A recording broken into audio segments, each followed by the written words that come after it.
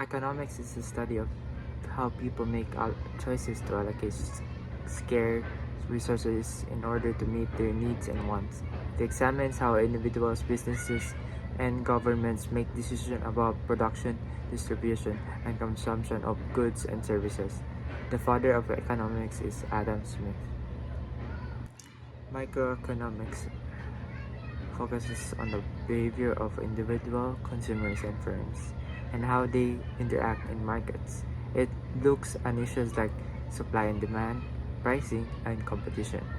Macroeconomics looks at the economy as a whole, including national and global economic issues like inflation, unemployment, economic growth, and monetary and fiscal policy. There are 10 principles of economics.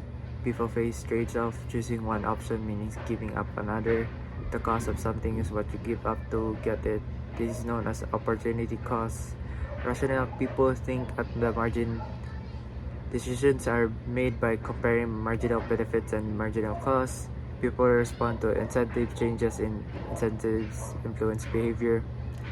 Trade can make everyone better off. Trade allows for specialization and exchange, increasing overall welfare. Markets are usually a good way to organize economic activity. The invisible hand of the market often leads to efficient outcomes. Government can sometimes improve market outcomes. Government can address market failures and promote equity. A country's standard of living depends on the ability to produce goods and services.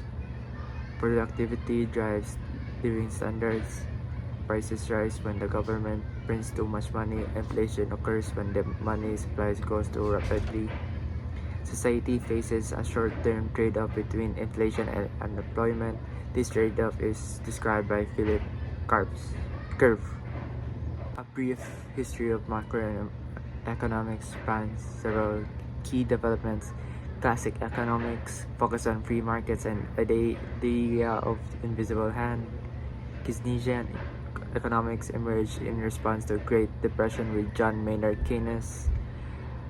Neoclassical economics emphasized market equilibrium and rational expectations. Monetarism, introduced by Milton Friedman, focuses on controlling the money supply to manage inflation, challenging Keynesian. New classical and real business cycle theories highlighted the role of rational expectation and real shocks in economic functions. New Keynesian economics integrated Keynesian ideas with microeconomic foundations, addressing short-run fluctuations and the importance of monetary policy. Behavioral economics and modern challenges 21st century incorporated psychological insights into economic theory and focus on global issues like financial crisis and equality. And the founder of macroeconomics is founded by John Maynard Keynes. Macroeconomics focus on broad economic factors, policy goals that influence the overall health and performance of countries' economy. The primary concern and goals include economic growth, sustained increase in a country's output of goods and services, unemployment, managing levels of unemployment to ensure that people who want to work can find jobs, inflation, controlling the rate of inflation to maintain price stability, balance of payment, managing the balance between a country's exports and imports, fiscal policy, using government spending and taxation to influence the economy. This can involve managing public debt, budget deficits to ensure long-term fiscal sustainability, and monetary policy, controlling the money supply and interest rates through central banks to influence economic activity, inflation, and employment.